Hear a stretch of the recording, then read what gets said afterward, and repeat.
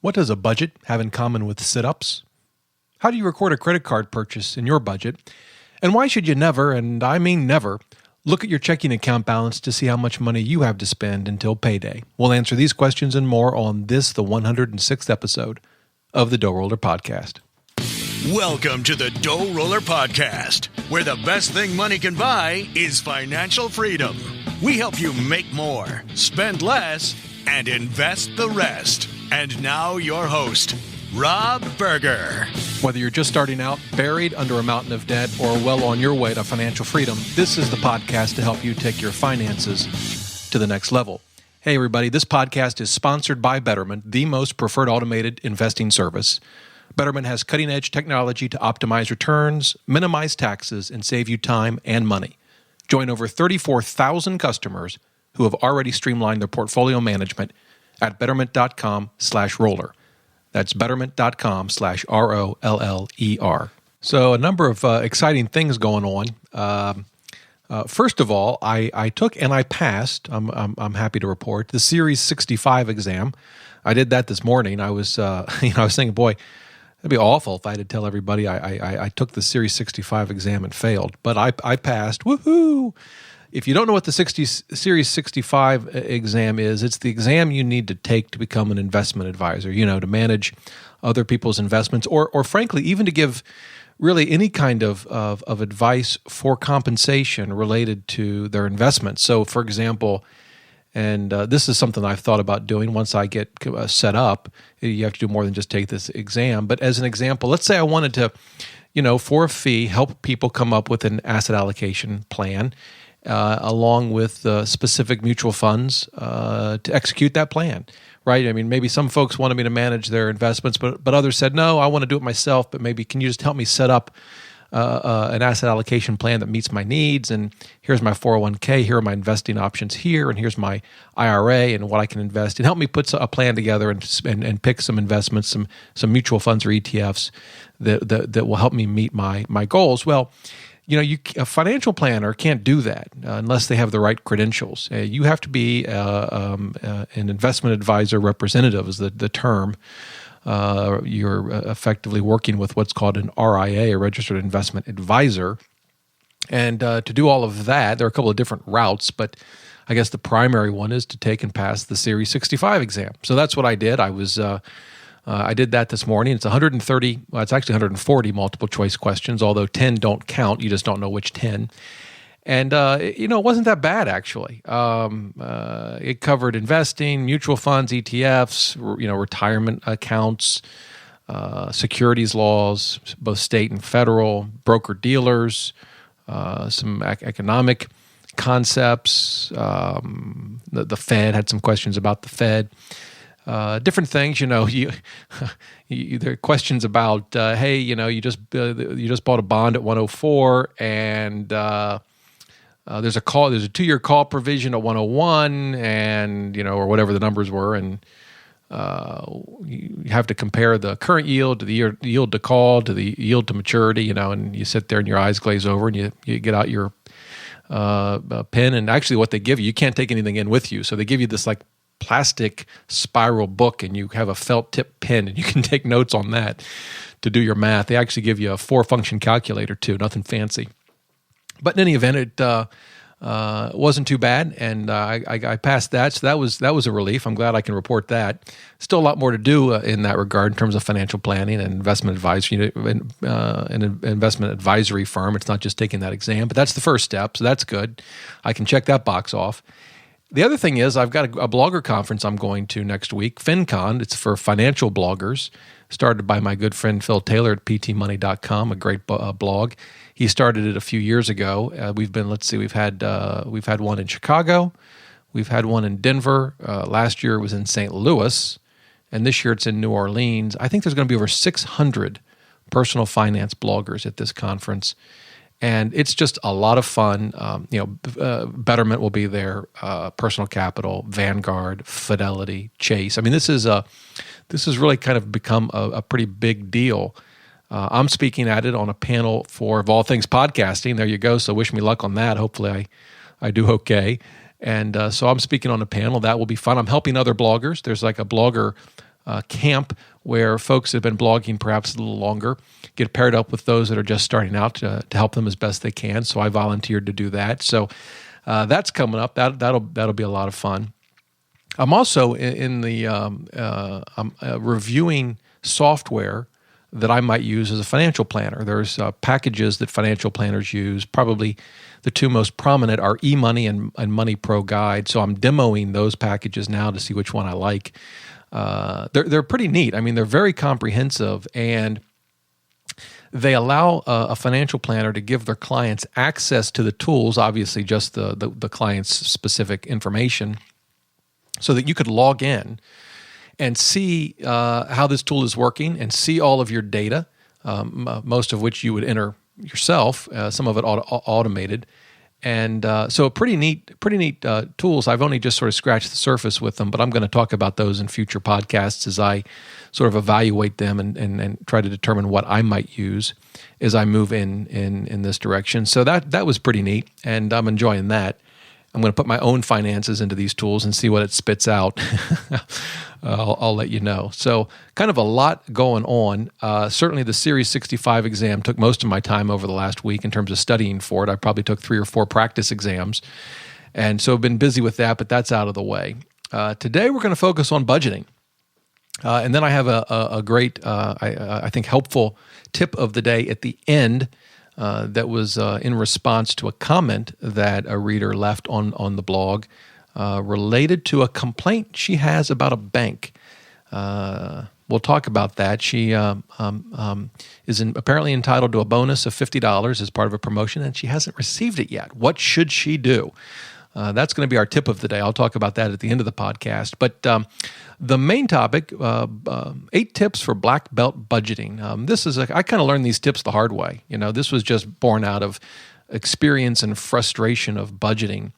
And so that's what we're going to talk about. The idea came to me. I was working out. I work out with a trainer in large part because I've had back issues for 25 years. And I've tried everything: swimming, acupuncture, physical therapy, electric stimulation. Not kidding. They hook the pads up to your back and light you up. Needling, man, if you don't know what needling is, that's where they take like an acupuncture needle, but rather than just barely tapping it in, they drive it right into the muscle to release the trigger point. Whew. I tried everything. Swimming actually helped a lot, but the training, the working out, because they focus so much on your core, and they do it in ways that, for me at least, were quite new. It's not sitting there doing 100 sit-ups. I rarely do a sit-up, actually. They have just a ton of exercises. It's just bridging, planking, side planks, things called bird dogs and dead bugs. I don't know if you Google that, what you'll get. But all of these exercises that help your core. And the thing is that, if your core isn't strong, nothing else works. Your shoulders can be messed up, your hips, your knees, your ankles, nothing works well, and you're more prone to injury. If you do get injured, it's going to take you longer to recover. You can have, of course, back issues for sure. And I thought, it's funny because really budgeting is kind of the same way. Really, all of the things we're trying to accomplish in our financial lives hinge on our budget, on our cash management. And that's true whether you're a teacher making $40,000 a year or a professional athlete making $4 million. If you don't have your spending under control, the rest of your finances are going to suffer. Everything, whether it's trying to get out of debt you've had in the past. If you've got your spending under control and a sound budget, you'll get out of debt. You'll get out of debt faster. Whether it's trying to max out your 401k, your IRA, your HSA, your 529. The list goes on and on and on. Saving for retirement. If you've got your budget on sound footing, it really powers all of these other things, even if you're digging yourself out of a hole right now. If you've got your budget on solid footing, just like having your core strong, it makes everything else, helps everything else work and function the way it should. And so, yeah, I know I'm kind of weird. I was thinking about that while I was working out. There you go. That's what I think about when I do bird dogs. Anyway, that was sort of the inspiration for this podcast. So I thought, why not talk about some of the things that I struggled with budgeting and some of the things the way I approach it. So I came up with eight sort of tips for what I call black belt budgeting. And before I get to them, what I want to do first is talk about what a budget is. And that may seem silly, but I don't think for a while I really knew what a budget was. And here's why. I can't tell you how many times the following happened. I'd either get out a piece of paper and a pencil or maybe open up an Excel spreadsheet. I'm guessing a lot of you have done this. And what do? At the top, you write your take-home pay. You know you've done this. And then you start thinking about all your expenses. Maybe you start with your sort of fixed or regular monthly, your mortgage, your utilities, your debt payments, school loans, car loans, credit card payments, your cell phone, all of the sort of monthly bills that come in, your gym membership. You write that all down.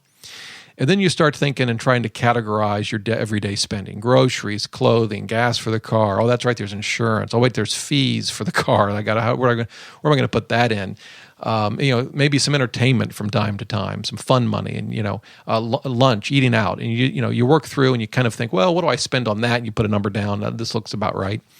And then you think, oh wait, periodic expenses, life insurance, car insurance. Maybe we're going to go on a vacation in the summer, and gifts at Christmas and anniversaries and birthdays, and you try to kind of be as comprehensive as you can, and then you do the math, and hopefully you've got a little money left over. That was sort of my idea. That's a budget.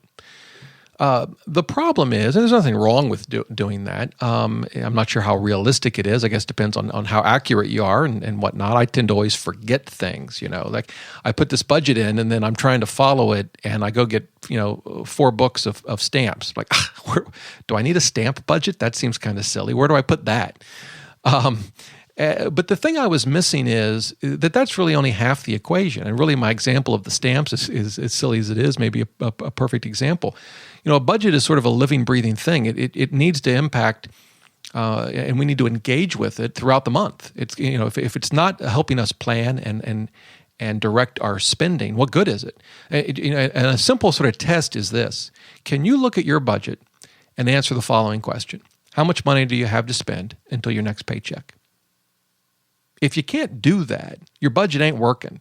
So if you're like me, like I used to be, where I've got it on a spreadsheet, sort of this sort of shell of a budget, and that's it, that's okay to a point, but it's not going to tell me how much I have to spend until next paycheck. Now, you say, well, I could start inputting all of this information throughout the month, all of my spending, maybe into the spreadsheet. That's going to get a little convoluted. I could do it on a piece of paper. That's going to be a chore.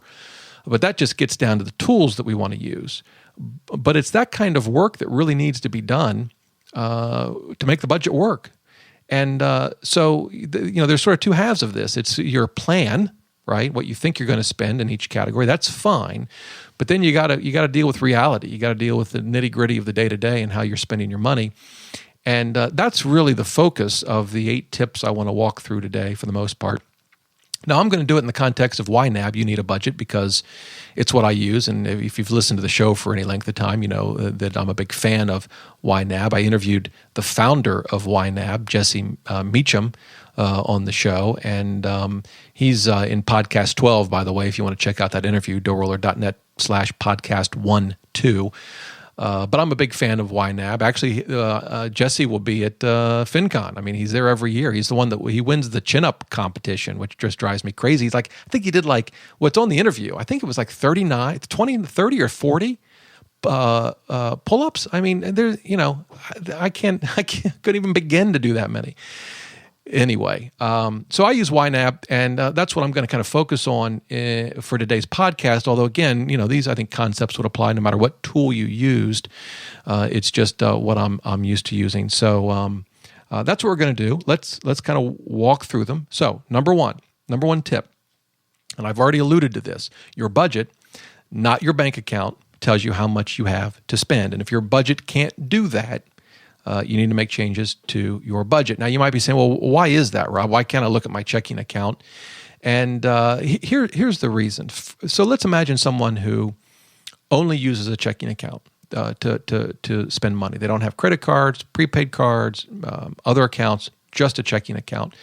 That would be the person that at least their balance in their checking account might come close to how much they have to spend until payday. But there could be potential problems, right? I mean, maybe the most obvious one is if you've written some checks that haven't cleared. You maybe put them in the mail. Could be a week or two before they clear. So your bank account balance isn't going to tell you what you have left. You've spent some of that money if you've written a check.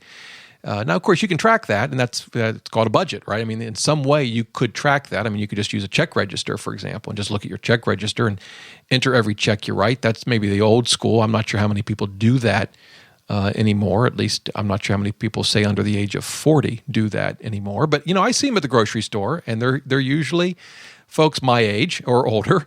And, you have to be patient because they're the one, they handwrite that check. You've been there. They handwrite that check, and the penmanship is phenomenal. I kid you not. And they write that check out slowly and give that to the cat, and then they write it out in the register. And it's like, you know what? They're doing their thing, and it's working for them. Most of us probably don't do that anymore, but we'd have to account for that if we were going to look at our bank balance, right? We'd also have to account for the fact that sometimes even debit card purchases, particularly on the weekends or holidays, may not be reflected in your balance right away. It won't take long for that kind of transaction, but it may not happen immediately. So you got to be kind of careful, even if all you use is your checking account, to rely on your bank balance for how much you have left to spend. Now, if you're like many people and you use a credit card for a lot of your daily expenses, even if you pay it off every month, then you really can't use your bank balance, right? Because you're using your credit card for gas and groceries and whatever. And none of that is coming out of your checking account for 30 days or perhaps longer. So in that example, and I think that probably is a lot of us, certainly it's how my wife and I handle our finances. We definitely can't look at our bank account to understand how much we have left to spend until payday. We got to use the budget, which means you got to have enough confidence in your budget and that it's updated to rely on it. Now, I don't update my budget daily. I update it a couple of times a month. YNAB's pretty easy. You simply download your transactions from your bank and your credit card company, upload them into YNAB, takes a couple of minutes, categorize the transactions. I would say it's 5 to 10 minutes each time I do it. So I usually probably 2 to 3 times a month. I'm looking at my budget now as I record this podcast, and it needs a little work, so I'll be updating it today. But that's tip number one. Use your budget to tell you how much you have left to spend in the month or till payday. And if it can't tell you that, then you probably need to work on your budget. All right. Now, the second tip deals with credit cards. And actually several of these tips will deal with credit cards because, at least for me, they were very hard for me to handle in terms of my budget. Let me kind of give you an example. The way I used to do it would be I would have a budget category. You have groceries, you have gas, whatever, and I'd have credit card payment. And this was true even when I'm paying my credit card off in full every month. And whatever it was that month, say it was $2,000, I'd write $2,000. And then when I paid it, it would come out of my checking account. And I'd often, this was back in the day, I think I was using Quicken. That $2,000 expense would get imported into Quicken, and I would categorize that as credit card payment. Well, that created a problem. The problem was there was one big black hole. I had no idea what I actually spent the money on. It wasn't helping me understand where my money was going. So my first approach to that was say, okay, well, I can split a transaction in Quicken. So what I'll do is split that payment. And I'll get my statement out, and I'll go through it and add up all of the grocery store charges and put that in the grocery category, and add up all of the fuel for the gas charges for the car and put that in that category. Just kind of categorize all the expenses. That it helped me in terms of getting insight into how I was spending my money.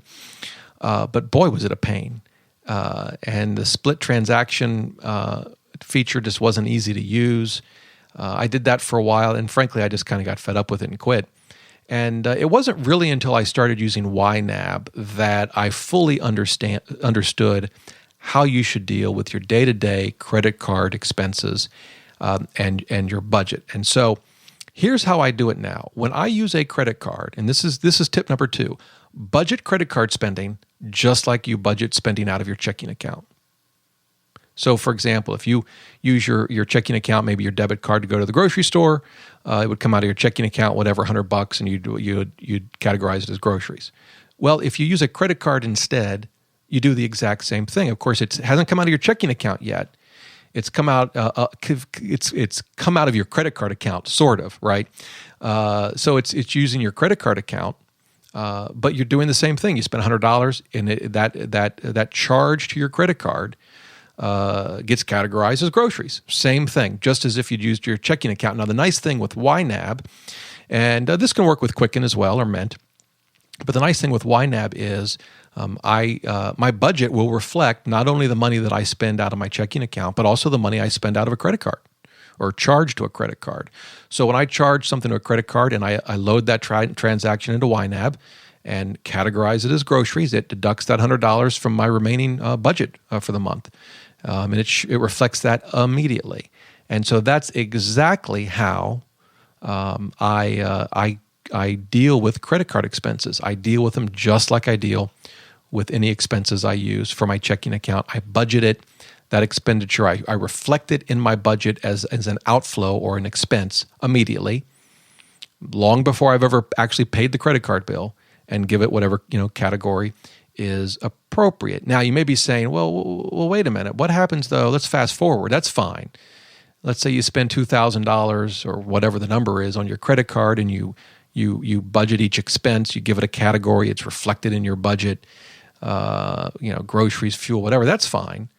But what happens then a month later when you actually pay that $2,000? That money's going to come out of your checking account, $2,000. What category are you going to give that? Well, we'll come back to that. Hold that thought. That's going to be tip number 4. And this was really what I needed to fully understand how this should work. So tip number 1, your budget, not your bank account, tells you how much you have to spend. Tip number 2, budget credit card spending just like you budget spending right out of your checking account. Tip number 3 is periodic expenses should be budgeted every single month, right? Now, I kind of break it down into 2 types of periodic expenses. The one is expected expenses, your insurance payment on your car. You know it's coming, may not be for 4 or 5 or 6 months. You know it's coming, you know how much it's going to be. Take your annual cost, divide by 12, and reflect that in your budget every month. Gifts, you may not know exactly how much you're going to spend, but you have a rough idea. Maybe you have a Christmas budget, a holiday budget, birthdays, whatever. Come up with a budget, divide it by 12, budget it each month. Same with travel. And then the second kind of periodic expenses are those unexpected expenses. You know they're coming, but you really have no idea when or how much, right? So car repairs, home repairs, basically emergencies, right? And so there you have to kind of estimate. You have to say, well, I'm going to set aside whatever, $50 a month for car repairs or $100 a month for home repairs. Whatever it is for you, it may not be perfect, and you may have to adjust it from time to time. But those are what I kind of both the expected and the unexpected are periodic expenses. And I budget for those every single month. In YNAB, I have categories for those. And every month I have a certain amount that I set aside. And when I set that aside, for example, if I set aside, let's say, $100 a month for future gifts, what YNAB does is it reflects that immediately and says, okay, you've set aside $100 for gifts. You haven't spent it yet, but you've set it aside. So now you have $100 less to budget, right? We're going to reduce the amount you have to budget right away because you've budgeted $100 for gifts. Fine. We're going to take that out of the mix. Again, I'm not looking at my checking account to see what I have left to spend. I'm looking at my budget, and since I've budgeted $100 for gifts, even though I don't know when I'm going to spend it, it's now gone from the budget. I can't use that for other things. Now, you can always change the amount down the road if you want, but until you do that, you've set aside $100 for gifts, and you need to keep that separate. Now, that's what I do for periodic expenses, again, expected and unexpected. That's really important so that you can help minimize the painful surprises that can come up from time to time. So that's tip number 3. Now, tip number 4 is related to periodic expenses, and that is this. Use a savings account to hold your periodic expenses until you need them. Now, I do that for 2 reasons. One is I like to separate out that money from my checking account. Now, you may be saying, well, wait a minute, Rob, why do you do that? You just told us don't look at your checking account to know how much you have left to spend. Just look at your budget. So why not leave it in your checking account? Yeah, I know that's what I said, and that is true. But for me, there's just part of me that kind of likes that money that I'm going to need down the road to be separated out of the checking account. I think it's a psychological thing for me. But there's a second reason, and this is, I think, far more practical, and that is I like to earn some interest on the money. It may not be a lot of interest, but I like to earn some interest on the money. So the money that I have set aside for periodic expenses, I put aside in a checking account at my bank. I can easily transfer money from my checking account to my savings account each month for these periodic expenses. And then when I need the money, maybe the insurance bill comes due and it's whatever, $500. Boy, I wish my car insurance bill were $500. But anyway, whatever your bill might be, it's $500. You can just transfer it right back into checking and then pay it out. So that's my fourth tip. Use a savings account to house your periodic expenses. You don't have to do it that way. As I recall from the interview with Jesse Meacham, he doesn't. He leaves everything in the checking account. But I like to earn that extra interest, and I think for psychological reasons, it just makes me feel more comfortable to have that out of my checking account. Now, that approach raises a question similar to the credit card issue. Remember just a few minutes ago I said, well, you budget your credit card expenditures as you make them. What in the world do you do a month later when you spend $2,000 out of your checking account to pay the credit card bill? That transaction goes into YNAB. How do you budget that? You've already budgeted that $2,000. Now what do you do? Well, the same thing is true with your savings accounts. Let's say you budget $100 for gifts, and then you transfer it to a savings account. Well, that's going to be shown on your checking account statement as an outflow. So when that transaction shows up in YNAB, $100 out of your checking account, I don't want to show that as having been spent, right? Because I've budgeted it for gifts, but I haven't yet spent it. But I've got this transaction to deal with in my checking account. How do I deal with that? So here's tip number 5. And once I figured this out, it helped me out a lot. And that is transfers between what I'll call budget accounts do not affect your budget.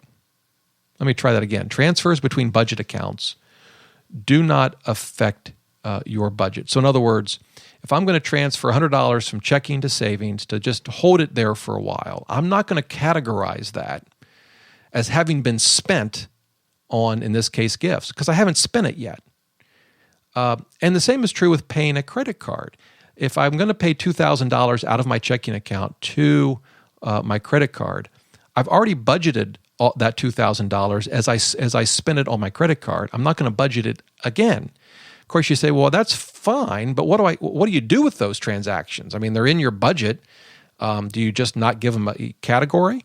If you've done that before, you know what happens. If you don't give it a category, and I've dealt with this before, what happens? Well, it shows up as an uncategorized expense. Well, that's not what you want either, right? This money has been categorized. Just it's these transactions that are giving you trouble because you've transferred the money either to the savings account in one case for the $100 for gifts, or to the credit card company to pay your bill. So how do you deal with that in a budget? Well, YNAB makes it easy. It's simply a transfer. And YNAB will completely ignore it in terms of your actual budget. So there is a transfer feature. Your payee is simply a transfer from your checking account to your savings account, in the one example, or a checking account to your credit card account within YNAB. And it's a transfer. It does not show up as an expense on your budget. It gets ignored because it's a transfer. And once I figured that out, it made all of this much easier for me. And you may be well beyond that, and if you are, congratulations. If this is new to you, take the time you need to wrap your mind around this. When you move money from say a checking account to a savings account just to hold it for a while, you haven't spent it yet. That is a transfer in YNAB, and I think Quicken and Mint, have similar features that can handle this sort of thing. Although, frankly, it's been a while since I've used them. I actually recently bought Quicken for Mac, their new version, because I'm going to review it for all of you guys in an upcoming podcast. But I haven't really done a lot with it yet. In the past, I've not been happy with Quicken for Mac because, well, frankly, it's just not been very good. It's always been well behind Quicken for PCs. So in any event, I don't know if they have these features, but in YNAB, it's simple. You record it as a transfer. And in fact, If you record it as a transfer, YNAB will bark at you if you try to include a category, a budget category. The big warning comes up. No. You've simply transferred this from one of your budget accounts to another. So you can't include a category in that. So that's the simple way to deal with it. And it works well because on the credit card example, as I said, you've already budgeted all of the transactions as you've charged them to your credit card. So when it's time to actually pay your bill, that should not also be reflected in a budget category. You've already reflected it. So it's just simply going to be recorded as a transfer. And when you look at your budget in YNAB, nothing will have changed. None of the numbers in the budget will change when you transfer money in YNAB from your checking account to your credit card account or from your checking account to your savings account. Of course, in the real world, what are you doing? Well, in the one case, you're probably getting online and paying your credit card bill electronically, or maybe you're writing a check and mailing it in. But in YNAB, it's just a transfer from one budget account to another. And that brings me to tip number 6, and that is that a budget involves more than just your checking account. And that should be clear by now. But a budget involves more than just your checking account, at least for most people. And there may be some of you out there, and that's all you have. But I think for a lot of people, it's going to involve, at a minimum, a credit card or one or more. And it's could involve, like in my case, a savings account if you want to park some of your money for periodic expenses in a savings account. It could involve a prepaid card. It could involve maybe even an investment account. Maybe you have a money market account with check writing privileges. So it's going to typically involve more than just a checking account. It could involve PayPal. Maybe you pay bills through PayPal. I actually use PayPal to pay bills with my business. So budgets today involve, for most people, more than just your checking account, and that raises the question: all right, well, which accounts should I include in my budget? Which accounts should I think of as being part of my budget accounts? And I think my rule of thumb, I have 2. Here they are. One is you should include all accounts you use to pay for stuff. So that's simple. Any account you use to buy things, pay bills. So again, for most people, that's going to be a checking account and at least one credit card if you use the card for charges. Again, it could include any of the other types of accounts that I mentioned. It could involve more than one checking account. Maybe a couple has two accounts and they each have their own account. So, but you budget together perhaps. So you could have multiple checking accounts, multiple credit cards. But whatever your situation is, your what I call budget accounts, and that's how YNAB thinks of them, they should include all accounts you use to pay for stuff. That's number 1. And then number 2 is all accounts where you park money for less than 12 months before spending it. Now, that's sort of my rule. That's what encompasses my savings account. So I include in my budget accounts, in my case, just a savings account where I park money that I expect to spend in the next year. And that's everything I include. So I'm looking at my YNAB budget right now. I have as my budget accounts, my Citi checking account, my venture card, my Citi savings account, and then I actually have a couple of other credit cards listed there at the moment, although not cards that I use very regularly, so I could probably remove those if I wanted to.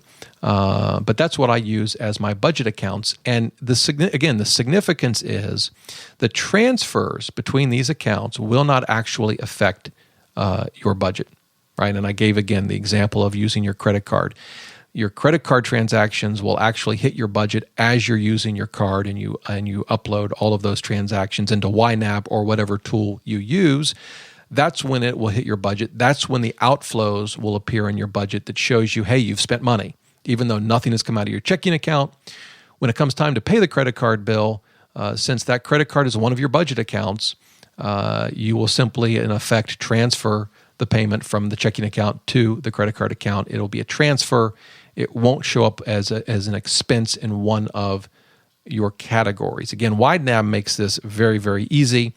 All of the accounts that you have that in what they call a budget account work that way. So when I upload my checking account to YNAB and I see a payment from an outflow from my checking account to Capital One, I know that's a transfer. So I mark it as a transfer in YNAB, and then if I try to budget it, they bark at me. No, you can't budget a transfer. So I hope that makes sense. if you have any questions about that, please don't hesitate to email me, dr@DoughRoller.net, because this is really, really important. And this, I think, for me anyway, has made budgeting much, much, much easier. And again, I think YNAB has helped that a lot. So that's how I work my sort of monthly budget in terms of the different accounts that I use and the credit cards and whatnot. Now, that raises another question and brings us to tip number 7, and that is the question it raises is, all right, I get that. I get how you handle credit cards sort of on an everyday basis. But what if I'm going to start a budget now and I've got existing credit card debt? Either credit card debt that I know I can't pay off in 1 month. That's probably a lot of people. Or credit card debt that I may pay off next month, but I'm starting today, so my credit card has a balance, whatever it might be, $1,500. I guess I could try to go back in time and categorize all of those transactions and set up my budget as of whatever 3 weeks ago, but that's going to be a chore. How do I deal with existing credit card debt now that I want to kind of take control of my finances and start a budget? And again, I like the YNAB approach. You can use this regardless of what tool you use, but here it is that existing credit card debt, if you're going to start your budget today, whatever credit card debt you have today, whether you're going to pay it off in a month or a year, existing credit card debt on day one of your budget should be treated like separate debt. In other words, it's not going to be treated like you're going to treat charges on your credit card going forward, which I've already described. You're going to treat this as existing separate debt, no different than you would treat a car loan, school loans, all of which may be part of your budget if you're making payments on those every month, right? You're going to treat credit card debt the same way. In YNAB, they call it pre-YNAB debt. All of the debt that you had as of the day you set up your budget. In Quicken, I think it's probably just a debt, and you name it whatever you want. So the way this works is, let's say you've got $5,000 in credit card debt, and you want to start budgeting. That's going to be a pre-YNAB debt, or again, in Quicken, it's just going to be a debt. And you're going to, as part of your monthly budget, you're going to decide how much you can pay on that debt over the next month, right? And you're going to make it a budget item just like anything else. And in YNAB, you'll actually list how much you can budget for that pre-YNAB debt. And if you budgeted $500, it would reduce your pre-YNAB debt from let's say you had $4,000 to begin with, we would reduce it from $4,000 to $3,500. And that would be treated separately than your day-to-day expenditures on your credit card going forward. And by the way, and I hope you can wrap your mind around this one, that's true even if we're talking about the same credit card, right? If it helps you mentally to have 2 separate credit cards, one with all your old debt and one you're using fresh, fine. But you can budget all of this using the same card. It can get a little harder to wrap your mind around it, but existing credit card debt is going to be dealt with separately than your credit card expenditures going forward. And what ends up happening is hopefully you're putting more and more money towards this debt every month. Eventually, it will get down to zero, right? That's the goal, and that's when you throw the party, and you're excited you got out of credit card debt, and then again, I'm using YNAB terminology, but your pre-YNAB debt will eventually be gone, zero. And all you'll have to worry about is your credit card expenditures from month to month, as we've already described. And in fact, once you get to that point, you can hide your pre-YNAB debt in YNAB, so the lines don't even show up anymore because it's all gone. You don't have to worry about it.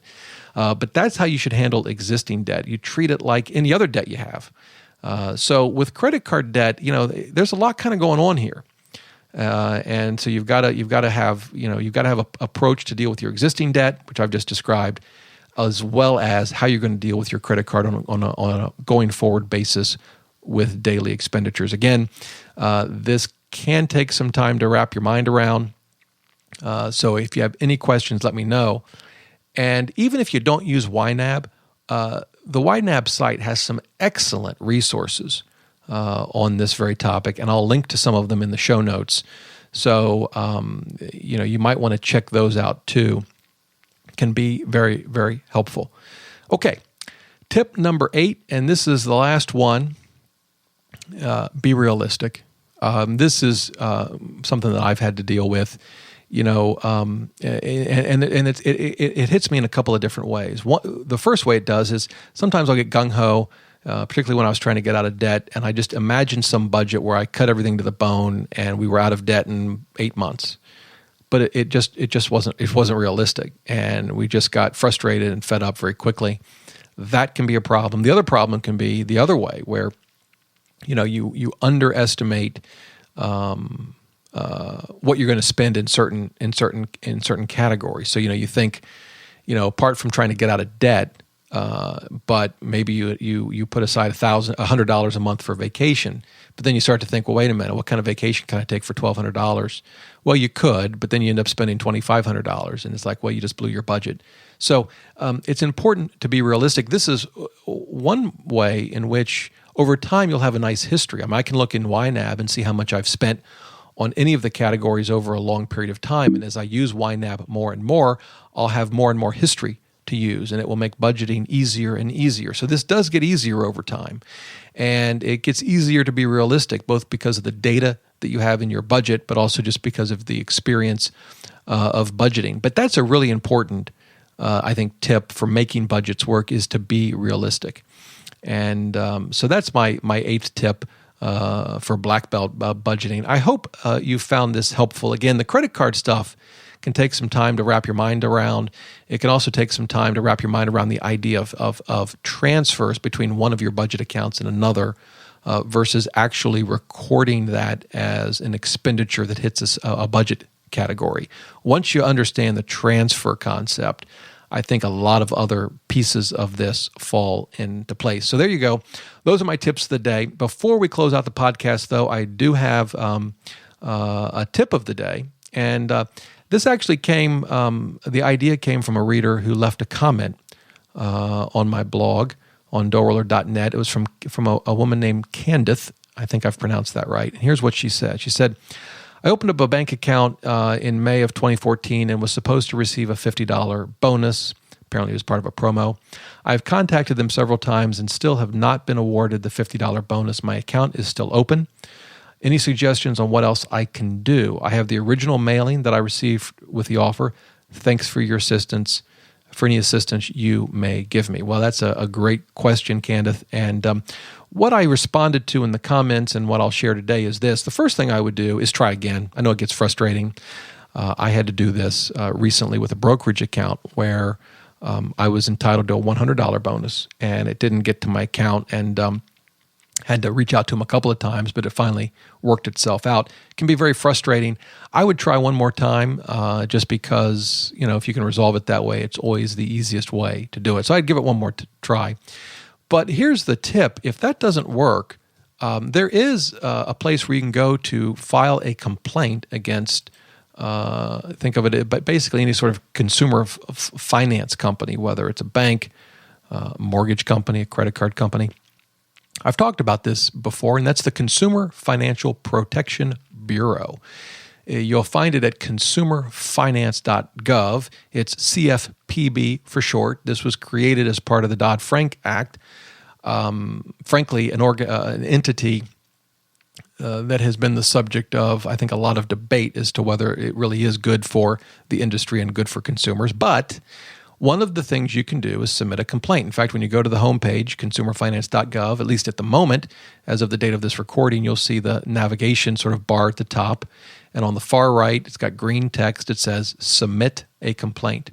And you can submit a complaint about, in this case, a bank. And it'll be very specific. This is the bank I'm complaining about. This is what happened. This is the problem I've encountered. This is what I've done to try to solve it. And it just hasn't worked. Here's the deal. These financial institutions, they will pay attention to the CFPB because the CFPB it regulates them and can make their lives miserable. And the CFPB is looking at how these banks and other finance companies respond to those complaints, and do they resolve them, and do they resolve them quickly? And so don't think that your complaint's just going to go into some black hole that may not get resolved overnight.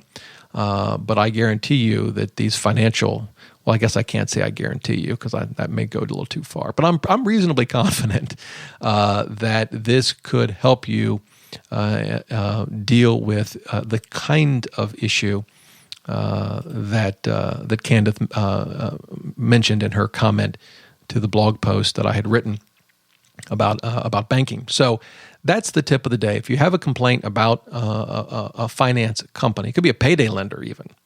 Hopefully you're not using payday lenders, but hey, I know some people do. When you get into situations, you do what you need to do. Mortgage companies, credit card companies, banks, you can submit a complaint. Consumer Financial Protection Bureau, it's consumerfinance.gov. And there you go. That is the tip of the day. Well, hey, I hope you have a great day. If you have any questions about this podcast, any questions for me about personal finance or investing, don't hesitate to shoot me an email, dr@DoughRoller.net. Also, you can get the show notes to this podcast, which will list the 8 tips as well as links to helpful resources that I've mentioned in the podcast. You can check that out. It will be available. Just go to DoughRoller.net/podcast 106. And in that regard, I would also, just if I could do a little self-promotion here, I send out a newsletter every week. It goes out Saturday at 7 p.m., and it includes, among other things, links to the articles, including the podcasts that I've published in the previous week. So that's an easy way for you to sort of stay on top of the content that gets published without having to go to the blog or follow the links to the show notes if you want to do that. I only send out, with rare exception, but normally I only send out one email a week, Saturday at 7 p.m. with links to content on DoughRoller as well as content on other websites that I find useful, helpful, interesting.